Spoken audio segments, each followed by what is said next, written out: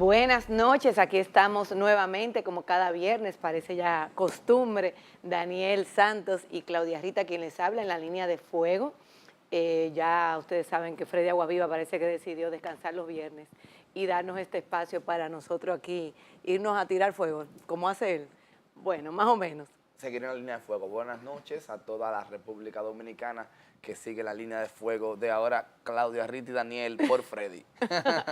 Bueno, pues la línea de fuego sí que está en Twitter, porque resulta que hoy Carlos Amarante Baré, a través de su cuenta de Twitter, hizo algunos apuntes acerca de la situación que se vive en el PLD con el tema de las primarias abiertas, donde se llegó a un consenso efectivamente hace 2 semanas cuando el comité político decidió apoyar las primarias abiertas y contratar a 5 consultores de la Constitución para evitar cualquier situación que pueda declararse inconstitucional. En la semana vimos tanto también como Reinaldo Párez Pérez habló, hizo un comunicado bastante largo y preciso de por qué no sería inconstitucional el tema de la ley PASO, primarias abiertas, simultáneas, obligatorias para los partidos. Realmente hoy también Monchi Fadul hizo unas declaraciones por Twitter también bastante interesantes, así que bueno, así que la línea de fuego está en Twitter. Nosotros a Trump no le tenemos nada que envidiar con el asunto del uso del Twitter de nuestros políticos. Pero yo, a diferencia de muchos compañeros que se escandalizan porque ahora los miembros del comité político están siendo figuras públicas más públicas que nunca, creo que no hay que escandalizarse. Esa es una de las manifestaciones de que la política está cambiando, de que las nuevas tecnologías hacen que los medios, la forma de cómo nos comunicamos es distinta. Y no lo veo mal, es una forma del debate, generar debate, y claro, cada quien respetando la opinión de los demás, Claro, podemos que construir sí. una mejor democracia. Claro que sí. La vez pasada hablábamos, Daniel, de lo importante que es que la ciudadanía se empodere de las cosas, ¿no? Así Y es. sobre todo que la ley de partidos, cuando se trata de una ley en el sistema PASO, ¿verdad? Primarias abiertas, simultáneas y obligatorias para los partidos, en el caso de República Dominicana, porque por ejemplo en el caso de Argentina es obligatorio también para los votantes, aquí sería obligatorio solamente para los partidos, no necesariamente para todos los ciudadanos que sea obligado a ir a votar. Sí, lo que pasa es que el concepto obligatorio, como bien hemos dicho anteriormente, no tiene que ver con el concepto argentino de que es obligatorio votar, sino que aquí es que sea obligatorio que se elijan los candidatos por primarias. Que se hagan primarias, porque muchas veces no tenemos esa suerte de que los partidos no hacen primarias, sino que ponen a dedo a los precandidatos y ya la cosa se complica. Entonces, bueno, nosotros entendemos que los ciudadanos a veces no están entendiendo bien qué es lo que está pasando y por qué ellos tienen que empoderarse de esto. Una ley PASO realmente quien le entrega más poder a los ciudadanos que a los mismos partidos. Entonces es interesante ustedes ver eso de esa perspectiva. Pero hablábamos también de la carencia que a veces hemos notado, ya que se está hablando de cuota de juventud, la carencia que hay como de ideología, de entenderse. Yo veo que en otros países es como normal decir, no, mi partido es de derechas, mi partido es de izquierda, mi partido es de centro, pero aquí en República Dominicana hay una tendencia a esconder el pensamiento de qué lado tú estás. Y ahora también se dice, Daniel, que no existe tanto derecha como izquierda. Dime, nosotros que hemos hablado de eso antes. Bueno, independientemente de que nosotros nos ubicamos en el lado izquierdo del espectro político, hay que decir que hay que ser objetivo de que no importa de qué tendencia usted sea, no significa que una cosa es buena o sea mala. Cada quien tiene el derecho de defender lo que piensa y lo que tiene que ver con la derecha y las izquierdas depende de los valores que ellos protegen, que ellos defienden. Por ejemplo, para que la gente entienda, las personas de derecha protegen cosas como la patria, protegen cosas como, por ejemplo, la individualidad. O el nacionalismo, más que la patria, porque yo creo que la patria es un asunto como que de todo el mundo. Sí, pero protegen, son muy nacionalistas, por ejemplo, también les gusta mucho la individualidad a la hora que tiene que ver con los asuntos económicos, donde ellos entienden que cada quien tiene que el mercado sea que regule y que cada quien con su propio esfuerzo, por ejemplo, sea quienes garanticen el crecimiento económico, individual y ese tipo de cosas. Y están los de izquierda como nosotros que entiende que el Estado debe interferir, vamos a decir una palabra más bonita, debe regular la relación entre las personas personas para garantizar derechos, porque los de izquierda ponemos al ser humano como lo superior.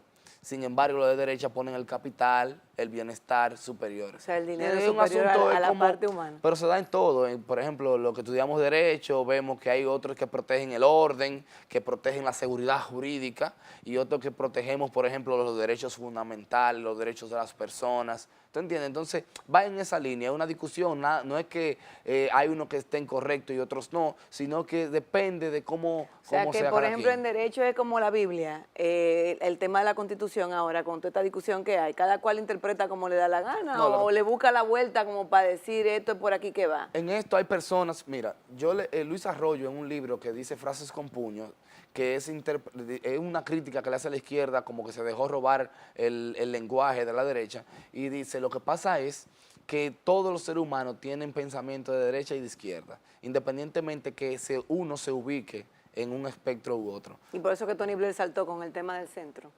Bueno, lo que pasa es que realmente cuando lo lleva al asunto electoral, el centro siempre será más amplio, porque la gente... Aunque yo digo que el centro como que se inclina un ching a la derecha. Depende del país. Por ejemplo, aquí sí, pero por ejemplo en Europa se va a inclinar hacia la izquierda.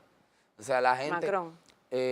No, España, Francia, todos esos países, independientemente que gane un partido de ultraderecha, esos países que vivieron lo que se llamó el estado de bienestar, que lo fundó la izquierda, la socialdemocracia, una izquierda democrática, se inclina hacia la izquierda, pero es porque la mayoría de la población está en el centro porque se moderan los debates. Tú te puedes dar cuenta y entonces ahí es que uno ve, entonces, como dicen la gente, y nosotros dirán, pero Daniel y Claudia solamente hablan de las primarias. Lo que pasa es que la democracia es eso. Y las primarias, la gente decía, entonces, ¿de qué se diferenciará si son primarias abiertas de las elecciones generales? Bueno, de las posiciones y de las ideas. Porque cuando están internas en los partidos, si somos partidos que defendemos ideologías fuertes, por ejemplo, si en el PLD seguimos lo que dicen nuestros estatutos, que es un partido progresista, tú verás que los candidatos se van a radicalizar en ideas de izquierda. Sin embargo, el que salga electo, entonces tendrá que moderarse porque se irá hacia el público general para que le vote. No sé si tú me entiendes, entonces por eso es que el centro es donde va hacia buscar votos, por eso tú ves como que se moderan, por eso tú ves que Francia, que es un país de izquierda, elige a un Macron en contra de la ultraderecha, tú ves un tipo de centro. Yo no sé, a mí los franceses como que siempre me han como defraudado un poco, porque es un país donde ha habido mucho...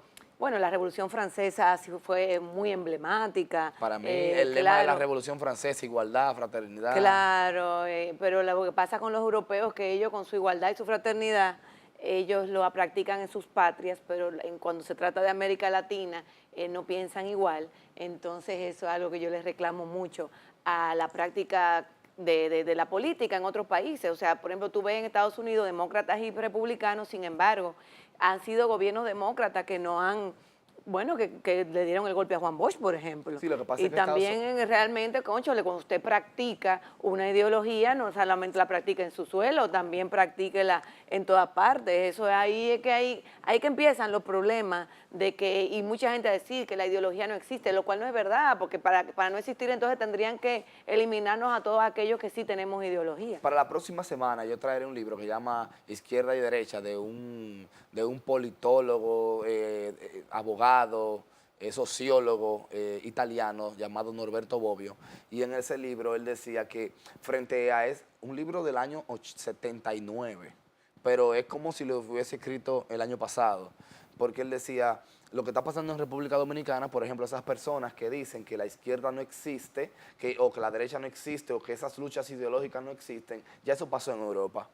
Y ha pasado también en América del Sur.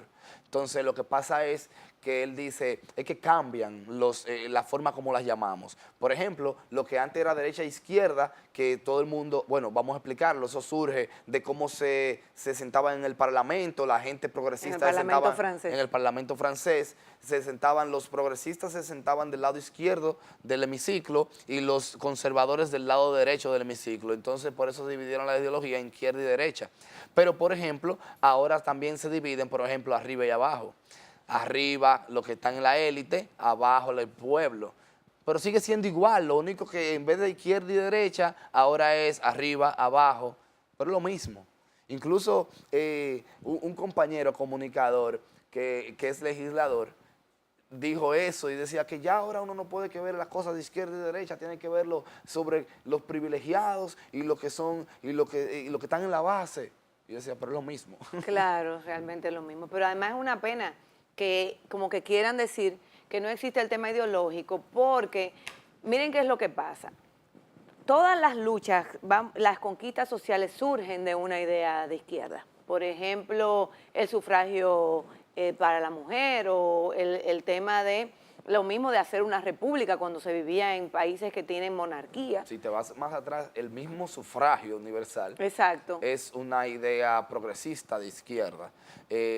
Todas las conquistas sociales. Exacto, el asunto de los trabajadores, por ejemplo, el que se divide en 8 horas laborales, eso también fue una conquista que viene de un pensamiento de izquierda. Pero ¿qué pasa? Cuando llega un gobierno de derecha va a quitar ese logro de los ciudadanos. Se ha dado que ellos le dicen regresión de derechos, pero muy poco. Después que la sociedad... Pero pasan cosas, por ejemplo, en Francia una vez llegó a ser 100% de la seguridad social, entonces la derecha ya como que la ha puesto en un 70, como que cosas así, pero no la quita. Pero no la quita. Exacto. Así es. Entonces, porque la derecha, mira... Y yo también puedo hacerle una crítica a la izquierda, porque la izquierda tiene esa libertad de que como somos personas que somos muy críticos, podemos ser críticos con nosotros mismos. Y, por ejemplo, a la derecha hay que reconocerle que son muy buenos dando crecimiento económico, pero que hay que criticarlo porque hay que, como decía Boaventura de Sosa Santos, hay que comenzar a problematizar el crecimiento económico. Claro. O sea, no ganamos nada con un país creciendo mucho si esa riqueza que está creando ese país no se distribuye de manera equitativa. Porque entonces, si crece y se concentra, la desigualdad que imperará será muchísimo peor que si no hubiera riquezas. Claro. ¿Entiendes? Sí. Entonces, por ejemplo, la izquierda, es cierto que como da más derechos, que como la sociedad se empodera más, entonces los mismos gobiernos que dan ese poder a los ciudadanos se ven enfrentados por los ciudadanos.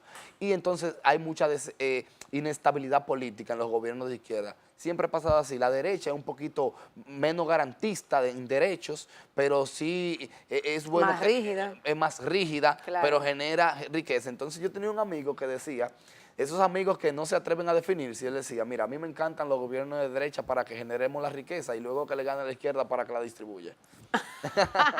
Buscarle la vuelta al asunto. Así bueno, yo creo que las políticas públicas, por ejemplo, es un medio de distribución de riqueza. O sea, cuando los gobiernos ustedes ven que están invirtiendo en políticas públicas, vamos a decir, universalizando la educación gratuita, cuando se invierte en salud, cuando se quiere que todo el mundo... Yo aquí, por ejemplo, me gustaría que hubiesen más garantías y también me gustaría que hubiese más el tema de la seguridad social que fuera público y no tanto privado, porque realmente aquí hay gremios que han conseguido tener su pensión. Sí.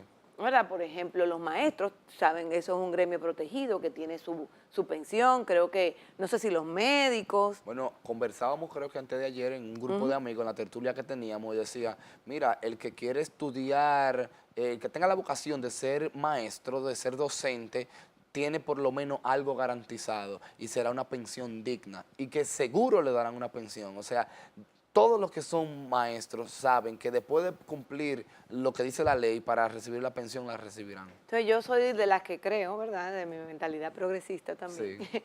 que todo el mundo tiene que tener derecho a una pensión. Así es. En realidad es muy importante, eso nos crea mucha inseguridad.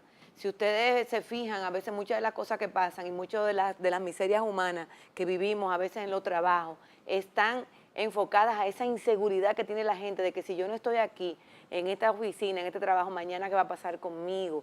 Sí. Eso es muy importante. En otros países aquí es como privatizado el tema de la seguridad social, como que yo no lo tengo muy claro, yo misma no sé cuándo me tocará pensión, qué me tocará de pensión, y no soy, o sea, como yo, hay mucha gente, o si no, cuando le toca pensión, le toca muy baja pensión. Y esas son cosas realmente dolorosas porque en otros países el adulto mayor tiene también la facilidad de que no paga lo mismo por las cosas que consume. Mira, pero ayer es decir, escúchame, para terminar la idea, por la medicina, por ejemplo, Sí. paga menos, por el transporte paga menos, por el teatro paga menos, por una serie de beneficios que tú Sí. dices, óyeme, aquí tú vas a ganar menos, pero vas a vivir como que igualito, para que los hijos te ayuden. Sin embargo, nosotros tenemos leyes que son, por ejemplo, que protegen bienes sociales mucho más que en otros países. Por ejemplo, nosotros tenemos una ley La laboral. laboral que es Muy buena. buenísima. Creo que hay que actualizarla en algunas cositas, pero siempre y cuando esas garantías a los trabajadores no se quiten. O sea, cada vez que me hablan de actualizar la ley laboral, yo me asusto. ¿Tú te escandalizas? Yo me asusto porque uno está mal acostumbrado aquí a que como que las cosas que marchan bien, más o menos como que uno perder lo poco que ganó. Así es. Entonces, a mí me asusta un poquito, pero sería bueno que continuáramos hablando de eso. En un ratito nos vamos a una pausa y en breve volvemos aquí a seguir hablando.